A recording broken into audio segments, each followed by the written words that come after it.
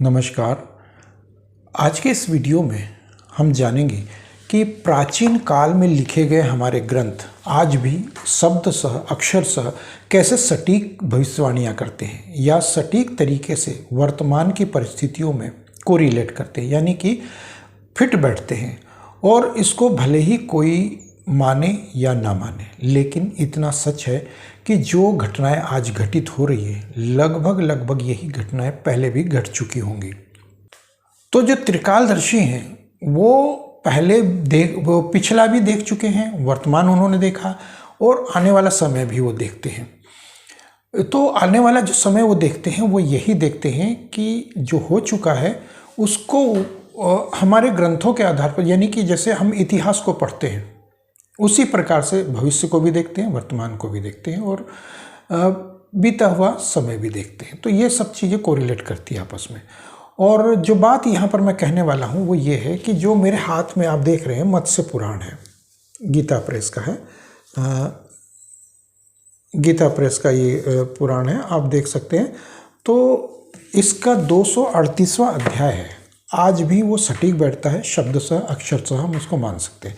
तो यदि इसकी कुछ लाइनों को मैं पढ़ूं तो आज की जो परिस्थितियां हैं, वर्तमान की जो राजनीति कह लो या फिर आर्थिक ये कह लो या फिर हम कह लें कि स्वास्थ्य से संबंधित कह लो, ये जो पराली जल रही है, धुआं उठ रहा है चारों तरफ और ये हाहाकार मचा हुआ और खांसी और जुकाम सर्दी और डॉक्टरों के पास लाइनें लगी, सरकारी अस्पतालों में जो विशेष वार्ड बने हुए हैं, इमरजेंसी वार्ड बना रखे हैं।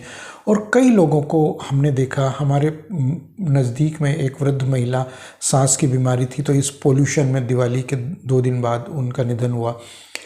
तो पोल्यूशन के कारण हुआ। तो वो ये सब चीज़ें डॉक्टर ने उनको कंसल्ट बताया कि ये ऐसे हुआ।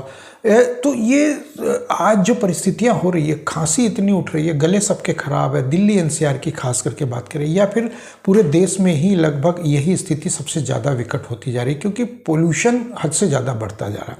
और ये पोल्यूशन सिर्फ धुएँ का नहीं है, पानी का भी है और प्लास्टिक का तो है ही। प्लास्टिक तो मुख्य कारण है ही इसके लिए, किसी भी प्रकार का प्लास्टिक हो। और इसके अलावा वायु प्रदूषण, ध्वनि प्रदूषण और हम देखते हैं कि जल प्रदूषण और तमाम तरह का प्रदूषण है। तो ये सब कुछ बढ़ता जा रहा है। खांसी इतनी बढ़ती जा रही है, लोगों को आँखों में जलन, सर में दर्द, बदन दर्द या फिर सर्दी जुकाम का बार बार होना, एलर्जी बार बार होना, ये सब चीज़ें हमारे पुराणों में खुद ही उल्लेख किया गया है और आज की इन स्थितियों का उल्लेख हजारों वर्ष पहले किया गया। तो यदि किसी को यकीन ना हो इस बात का, तो मैं आपको स्वयं ही पढ़ करके सुनाता हूँ और बताता हूँ कि क्या लिखा गया। हालांकि इसमें अन्य प्रकार की भी बताई गई है। तो जैसे कि राजभवन, तोरण, अट्टालिका, प्रवेश द्वार, परकोटा, घर का अकारण गिरना राजा की मृत्यु का कारण होता है। राजा की जो मृत्यु है उसका कारण होता है। तो अभी मैं आता हूँ मौसम पर भी, और ये जो पराली, धुआं है, प्रदूषण, इस पर भी आता हूँ। तो जैसे कि बार बार पुलों का गिरना, पुल गिरते हैं, कई बिल्डिंगें ध्वस्त हो जाती हैं। तो कई प्रकार की इस तरह की घटनाएं हम आम देख रहे हैं, कोई निर्माण को लेकर के, या हम कहते हैं कि उसमें घपला हुआ, घोटाला हुआ। लेकिन आप पुराणों में अगर जाएंगे, पुराणों में जोड़ेंगे तो ये उसमें आपको स्पष्ट मिल जाएगा। यानी कि आप वर्तमान को भविष्य से भी जोड़ सकते हैं और भूतकाल से भी जोड़ सकते हैं। तो हमारे पुराणों की, धार्मिक ग्रंथों की एक सबसे बड़ी विशेषता ये है कि ये टाइमलेस कहा जा सकता है इनको, कि ये एक टाइम फ्रेम में नहीं है कि जो घटनाएं बीत चुकी उसको वर्तमान में नहीं उसको आप मान सकते हैं कि वर्तमान में उसका कोई संबंध है, बल्कि वो ये बता रही हैं कि वर्तमान में जो हो रहा है उसको बता दिया गया है कि ऐसी ऐसी घटनाएं, लगभग मिलती जुलती घटनाएं होंगी और उसका परिणाम क्या होगा ये भी बता दिया गया है। यानी कि जो घटनाएं हो रही हैं उनका परिणाम आने वाले समय में क्या होगा। तो जैसे कि यहाँ बताया कि बिल्डिंगें गिर रही है, पुल गिर रहे हैं। अभी भी हमने देखा 2-3 दिन पहले जो एक गुजरात में पुल का एक हिस्सा गिरा। तो बिल्डिंगें कहीं सारी गिर रही है, पुल बहुत सारे गिरे, नदियों में गिरे। तो उन घटनाओं का असर यह है कि राजा की मृत्यु का कारण बनता है। अब राजा कौन हुआ, तो संवैधानिक आधार पर तो हम राजा किसको मान सकते हैं, एक क्षेत्र का, प्रदेश का, देश का, कहीं से भी कोई राजा तो वही कहलाएगा जो शासन कर रहा है। वो राजा तो नहीं जो मुकुट पहन के तलवार धारण किया हुआ घोड़े पर बैठा और वो भ्रमण को निकला और युद्ध मैदान में कूद गया। तो वो उस समय का राजा था। आज भी वही राजा की स्थिति आज भी वही है कि हम जिनके नियमों का पालन कर रहे हैं, जिसने जो हम प्रशासन कर रहा है वही राजा है। तो यहाँ पर दिखाई गई धूली, जहाँ दिशाएं धूली अथवा धुएं से व्याप्त दिखाई पड़ती है। धूल से दिशाएं कमज़ोर दिखती है, यानी कि दूर दूर तक नहीं दिखाई देती दिशाएं, यानी कि दूर तक की दृष्टि नहीं जाती हमारी, विजिबिलिटी को जिसको कहते हैं। वो दिशाएं अगर धूमिल हो गई है और धुएं से व्याप्त दिखाई पड़ती है, तथा सूर्य, चंद्रमा और तारों का रंग बदल जाता है। सूर्य को हम देख रहे हैं कि वो उसका रंग बदल गया है और 8 बजे 9 बजे तक भी उसकी असर इतना नहीं हो पा रहा है, या धुएं में वो दबके ही रह गया, या फिर तारे बहुत छोटे हो गए, ना के बराबर हो गए। हम गांव में या पुराने जो समय में हम बचपन में हम देखते थे तो गांव में बड़े बड़े तारे दिखते थे हमको, आज वही बड़े तारे बिल्कुल एक छोटे से दानों के बराबर नज़र आने लगे। वो भी ध्यान से देखना पड़ता है।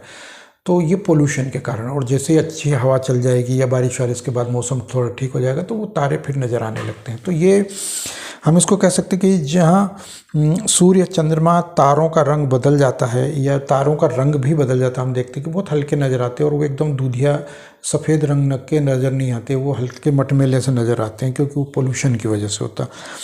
तो यह भी भय वृद्धि का सूचक है, यानी कि डर का, और डर में बढ़ोतरी का सूचक है कि आखिर ऐसा क्या हो रहा है कि ये सब चीज़ें उल्टी सीधी दिखने लगी है। जहाँ राक्षस दिखाई पड़ते हों, ब्राह्मण विधर्मी हों, यानी कि राक्षस ज़्यादा से ज़्यादा दिखाई पड़ते हो। राक्षस से मतलब वो राक्षस नहीं जिसके दांत नीचे ऊपर और बड़े बाल और हाथ और बेडोल शरीर। तो राक्षस का मतलब राक्षस प्रवृत्ति है। जो हम मलेच्छों को आज देख रहे हैं तो वो राक्षस प्रवृत्ति है। राजनेताओं को देख रहे हैं वो राक्षस प्रवृत्ति है। कई संगठन ऐसे हैं जो राक्षस प्रवृत्ति के हैं, वो मानते नहीं है। मलेच्छ खास करके हम कहें तो वो, या अन्य प्रकार की राजनीतिक पार्टियां और राजनेता, ये समाज में हमारे आसपास के कई लोग हैं जो धार्मिक प्रवृत्ति के नहीं है, वो सब मलेच्छ या राक्षस प्रवृत्ति हम उनको मान सकते हैं। और ब्राह्मण विधर्मी हो गए हो, ब्राह्मण भी जो विधर्मी है, ये ब्राह्मण का जो मूल करता है उसको छोड़ के वो विधर्मी हो गया। ऋतुओं का विपर्यय होना, ऋतुएं जो हो वो अनियमन हो गई हो, ऋतुओं में बदलाव बहुत ज़्यादा हो गए हो, बहुत ज़्यादा बारिश होना या बिल्कुल ना होना, सूखा पड़ जाना, ये सब चीज़ें हम देख रहे हो। लोग अपूज्य की पूजा करते हो, जिसकी पूजा नहीं की जानी चाहिए उसकी भी पूजा करते हैं। अपूज्य मतलब जिसकी पूजा ना हो, जिसकी पूजा नहीं की जानी चाहिए उसकी भी पूजा करने लगे हैं लोग। आजकल हम देख रहे हैं कि नेताओं के मंदिर बनने लगे, उनके जयकारे लगने लगे हैं। एक उदाहरण के तौर पर हम देखें तो हर हर मोदी, घर घर मोदी लगा, तो ये नारा मतलब एक तरह से ये वर्जित होना चाहिए, क्योंकि जो हर हर शब्द होता है वो सिर्फ श्री हरि वो भगवान शिव के लिए ही इस्तेमाल किया जाता है, तो वो वर्जित होता है नारा। लेकिन वहाँ पर वो सब चीज़ें हो गई। दूसरी बात यह है कि भारत माता जिसका कोई अस्तित्व है ही नहीं, भारत माता कहीं से किसी वेदों में पुराणों में कहीं उल्लेख नहीं, उसको पूजित होने लगी है वो, तो उसकी पूजा की जाने लगी है। तो ये सब चीज़ें अब यहाँ पर कोरिलेट करती है। इसके अलावा जहाँ स्त्रियाँ आपस में झगड़ने लगे, जिस क्षेत्र में, गांव में, शहर में, या जहाँ पर कहीं पर भी जिस देश में आपस में स्त्रियां लड़ने लगे, झगड़ने लगे, हम देखते हैं कि कई जगह पर ऐसे वीडियोज़ आते हैं जो स्त्रियों की आपसी बहुत लड़ाई होती है, तो आपस में लड़ जाती है, परिवार, घर गृहस्थी में, कहीं पर भी। तो बालक बच्चों को मारने लगे, और वो स्त्रियां या जो भी हैं तो वो बच्चों पर, बालकों पर अत्याचार करने लगे, उन्हें मारने लगे, उनको डराने धमकाने लगे, कई प्रकार के अत्याचार करने लगे, और उचित कार्यों का विनाश होने लगे। जो कार्य बहुत उचित तरीके से किए जाने चाहिए उनका विनाश होने लगे, और शांति कर्मों में आहुति देने पर भी अग्नि उद्दीप्त न हो। शांति कर्म जैसे शांति पाठ, शांति कर्म, या इस प्रकार की पूजा पद्धति, पूजा पाठ वगैरह जो आप कर रहे हैं उसमें उसके बावजूद शांति न स्थापित हो रही हो, तो अग्नि उद्दीप्त न हो, यानी जैसे कि हम दीपक जलाने का प्रयास करें और फिर भी दीपक ठीक से जल नहीं पा रहा, बार बार बुझ रहा है, तो ये सब घटनाएं यदि घटती हैं तो कहीं ना कहीं इसका संबंध हमारे भविष्य से भी होता है, क्योंकि ये पहले भी हो चुकी है, इसलिए ये बताई जा रही। तो लोगों में कास रोग की पीड़ा, कास रोग की पीड़ा, अब आते हैं वो असली बात पर, यानी कि लोगों में कास रोग की पीड़ा का अधिक होना। खांसी, कास यानी कि खांसी, तो खांसी अधिक होना लोगों में, और कास रोगी रोग की पीड़ा, जनता में अकारण हंसी और गाने की अभिरुचि। अकारण हंसी, अकारण के लोगों की हंसी, ठहाके ठिठोली करना, बिना मतलब के कुछ भी बोलना करना, उल्टे सीधे बोलना। जैसे हम देखते हैं स्कूल कॉलेज के बच्चे, स्कूल के लड़के लड़कियां, वो बिना मतलब की हंसना ठिठोली करना और इस तरह के काम करना। तो ये सब चीज़ें मतलब एक ऐसा संकेत है जो भविष्य के लिए ठीक नहीं कहा जा सकता। और खांसी जो बार बार उठना, आंखों में जलन होना, सर में दर्द होना, ये सब चीज़ें यहाँ पर वही है। और गाने की अभिरुचि, गाने में बिना मतलब के रुचि लेना। और देवता और ब्राह्मणों को प्रति उचित बर्ताव, देवता और ब्राह्मणों के प्रति उचित बर्ताव का अभाव होना। ब्राह्मणों और देवताओं में को मतलब उनका सम्मान नहीं करना, उनकी पूजा पद्धति को ना अपनाना, उनको ना मानना, ये सब इनका अभाव। और बाजों का विकृत स्वर में बजना, बाजे जो गाजे बाजे जो बजते हैं या बैंड बाजा हम देखते हैं, म्यूज़िक बजता है जो संगीत, डीजे, धम धम धम धम, ये उल्टा सीधा म्यूज़िक, वेस्टर्न म्यूज़िक। और बे मतलब का जो म्यूज़िक हम सुनते हैं, देखते हैं हम तो आज तो बुगी वुगी और पता नहीं क्या क्या शुरू हो गया, लागू हो गया। तो ये सब चीज़ों का ये भी एक प्रकार का हम कह सकते हैं कि ये ऐसी संगीत अच्छा है, उसको आप यदि क्लासिकल या कुछ इस तरह से मंद आवाज़ में सुनेंगे, थोड़ा सा आप एक मूड बना करके थोड़ा सा सुनेंगे आप, चाहे वो किसी भी प्रकार का म्यूज़िक हो, तो कभी कभी सुना जाता है, तो वो आपको शांति प्रदान करता है, मानसिक संतुलन प्रदान करता है। लेकिन आप बिना मतलब के कहीं भी जा रहे हैं कुछ भी, तो धड़ धड़ धड़ धड़ सुनना, तो वो सब चीज़ें हम देखते हैं कि कई प्रकार का संगीत ऐसा होता है जो मन को शांति नहीं देता है। लेकिन कुछ लोग ऐसे हैं जो जिनको यही प्रवृत्ति अच्छी लगती है, तो वो हम कह सकते हैं कि वो उनकी मानसिक प्रवृत्ति किस तरफ जाती है और किस प्रवृत्ति के लोग होंगे। तो ये सब घटनाएं हमारे पुराणों में दी गई है। तो लोगों में गुरु एवं मित्रों से द्वेष तथा शत्रु की पूजा में अभिरुचि, शत्रुओं को ज़्यादा मानना और गुरु में या देवताओं में या मित्रों में द्वेष रखना, गुरु से द्वेष रखना, मित्रों से द्वेष रखना, मित्रों से मित्रता बनाए रखने में संकोच करना, और शत्रुओं के साथ ज़्यादा दोस्ती करना या उनसे मेल जोल रखना, और आर्थिक लाभ के लिए उल्टी सीधी हरकतें करना। और ब्राह्मण, मित्र और माननीय लोगों का अपमान, ब्राह्मण का, मित्र का अपमान करना, ये सब चीज़ें हम भविष्य मालिका में भी यही चीज़ें घटनाएं बताई गई हैं कि ब्राह्मण का अपमान हो रहा है, मित्रों का अपमान हो रहा है, देवताओं की पूजा नहीं हो रही। तो भविष्य मालिका भी यही सब कुछ बता रही है। इसमें कहीं से भी कुछ ऐसा नहीं है जो भविष्य मालिका ने विशेष तरीके से कुछ बहुत ज़्यादा कुछ बताया हो। हालांकि ठीक है कि उन्होंने कुछ अलग भविष्यवाणियाँ की है, लेकिन ऐसी कुछ बड़ी घटनाओं का उल्लेख उसमें नहीं किया गया है जो हमारे पुराणों से अलग हटके हो।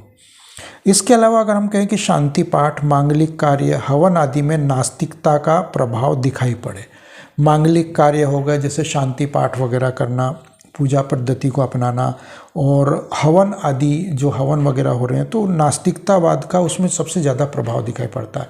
तो हम कहते हैं कि हवन कर रहे हैं तो अरे ठीक है यार, जो आ रहा है उसको कर लो, पूजा पाठ कोई ज़रूरी नहीं, कोई सामग्री नहीं है तो कुछ नहीं, कोई छूटा नहीं, कुछ नहीं। तो जैसे हम आर्य समाज को अगर हम मान ले तो वो हवन वगैरह करता है, लेकिन उनकी अपनी एक नई विधि ईजाद कर ली उन्होंने कि उसमें ये नहीं होगा, उसमें ऐसा नहीं होगा, और दकियानुसी चीज़ों को हम नहीं अपनाएंगे और हम सीधा हवन करेंगे। तो हम देवताओं को नहीं मानेंगे, देवताओं का आह्वान नहीं करेंगे, हम ये नहीं करेंगे, हम वो नहीं करेंगे। हम प्रकृति को संतुलन बनाए रखने के लिए, वातावरण को शुद्ध करने के लिए हवन कर रहे हैं। लेकिन उसका संबंध हवन का ये भी है कि वो आप देवताओं का, देवियों का आह्वान करते हैं, उनको आमंत्रित करते हैं और उनको आप ये सामग्री अर्पित करते हैं और उनको आप ये भोजन प्रदान करते हैं। लेकिन आर्य समाज उसका बिल्कुल उल्टा करता है। वो देवी देवताओं को आमंत्रित नहीं करता, बल्कि वो कहता है कि हम वायुमंडल को शुद्ध करें। तो वो सांसारिक रूप से जो हो रहा है उसको वो देख पा रहे हैं, लेकिन उसको वो नहीं देख पा रहे हैं जो वास्तविकता में होना चाहिए। तो ये भी नास्तिकता का प्रभाव दिखाई पड़ता है। वहाँ राजा मर जाता है अथवा वह देश विनष्ट हो जाता है जहाँ पर ये इस प्रकार की अनैतिक और असामाजिक या फिर हम कहें कि अवैदिक या अपौराणिक घटनाएं घटती हैं, जिनका हमने अभी उल्लेख किया। यानी वहाँ का राजा प्रताड़ित होता है, पीड़ित होता है, या वो मर जाता है, या फिर पदच्युत हो जाता है, यानी कि वो पद से मुक्त हो जाता है, हटा दिया जाता है, या षड्यंत्र हो जाते हैं, विद्रोह हो जाते हैं, या इस प्रकार की घटनाएं वहाँ पर आम होती है। ये हमारे पुराण कहते हैं। तो इसके अलावा भी इसमें जो लिखा है कि राजा सर्वप्रथम ब्राह्मणों से द्वेष करने लगता है, राजा ब्राह्मणों से द्वेष करने लग जाता है, ये भी इसमें उल्लेख किया गया है। यानी कि आज हम देख रहे हैं कि राजा ने, या हमने देखे कि मंदिरों को कितने ध्वस्त करवा दिया, ब्राह्मणों से उसको सीधा सीधा द्वेष ले लिया। और राजा सर्वप्रथम ब्राह्मणों से द्वेष करने लगता है, ब्राह्मणों से विरोध करता है, ब्राह्मणों की संपत्ति को हड़प लेता है। यानी कि वही ब्राह्मणों की संपत्ति हड़प ली गई किसी भी प्रकार से। हम देख रहे हैं कि यदि एक मंदिर में ब्राह्मण बैठे हुए हैं, पूजा पद्धति नियमित रूप से करते हैं, वो हजारों वर्षों से चला आ रहा है वो पद्धति, उसको वहाँ अगर हटा दिया, उसको वहाँ से निकाल दिया या मंदिर को ध्वस्त कर दिया, तो एक प्रकार से ये संपत्ति हड़पने का काम हो गया। वहाँ से फिर सड़कें निकाल दी या डेवलपमेंट कर दिया, तीर्थ को फिर वो पर्यटन क्षेत्र बना दिया, और वहाँ पर वो पर्यटक विदेशी लोग आने लगे, सैलानी आने लगे, जैसे हमने काशी में देख लिया, महाकाल में देख लिया, और अन्य जगहों पर भी हम देख रहे हैं। तो ये मतलब ये संबंध बताता है कुछ इस तरह का, जो स्पष्ट है कि ब्राह्मण का अपमान हो रहा है। तो ब्राह्मणों की संपत्ति को हड़प लेना, ब्राह्मणों के मरने का उपक्रम करता है, मारने का, ब्राह्मणों को मारने का ये एक प्रयास है। उसे सत्कार्यों से संपादन का स्मरण नहीं होता, मतलब वो अच्छे जो कार्य कर रहा है जो राजा, उसको ये ज्ञात नहीं होता कि वो अच्छे कर रहा है या बुरे कर रहा है। और वो कुछ राजा से यदि कुछ मांगा जाए, प्रार्थना की जाए, तो वो क्रुद्ध हो जाता है। ब्राह्मणों की निंदा में विशेष रुचि रखता है, ब्राह्मणों की निंदा में विशेष रुचि रखता है, ब्राह्मणों की निंदा करता है बार बार, और प्रशंसा का अभिनंदन नहीं करता, और ब्राह्मणों की प्रशंसा नहीं करता। सत्पुरुषों एवं ब्राह्मणों की पूजा कर उन्हें दान देना चाहिए। अब इन सब में ये आता है कि यदि इन सब घटनाओं से बचा जाए या कुछ कम किया जाए उनका प्रभाव, तो कैसे किया जाए। तो उसमें यह बताया गया कि सत्पुरुषों और ब्राह्मणों की पूजा करके उन्हें दान देना चाहिए। श्रेष्ठ ब्राह्मणों को गौवें, पृथ्वी यानी कि उनको रहने के लिए घर गृहस्थी या मंदिर बनवा करके तो कुछ देना चाहिए। सुवर्ण और वस्त्र आदि का दान देना चाहिए। देवताओं की पूजा तथा हवन करना चाहिए। ऐसा करने से पाप शांत हो जाता है अथवा कट जाता है। ये आज भी वही सब कुछ सटीक हो रहा है जो पहले हुआ करता था, क्योंकि हम जो करते हैं और जो भुगतते हैं वो सब कुछ इसमें दर्शाया गया है, बताया गया है। और आज नहीं बताया गया है कि अभी 10-20 वर्ष, 50 वर्ष, 100, 1000, 500 वर्ष पहले बताया गया। ये हजारों लाखों वर्ष पहले से चली आ रही, और यही त्रिकालदर्शी का एक कर्तव्य होता है कि वो अपने समय को जान करके भविष्य और पिछले कर्मों को भी वो उजागर करता है, ताकि जो भी समय अवधि आएगी, जो भी काल आएगा, जिस देवता का भी अवतार होगा, उसी समय अवधि में वो वहाँ पर स्थापित होता जाए, यानी कि वो सत्य साबित होता जाए। तो ये थी मेरी आज की जानकारी, मेरे सुझाव। यदि आप लोगों को मेरी जानकारी और सुझाव अच्छे लगते हो तो कृपया कमेंट बॉक्स में मुझे जरूर बताएं। मिलते हैं अगली वीडियो में, तब तक के लिए जय श्री राम।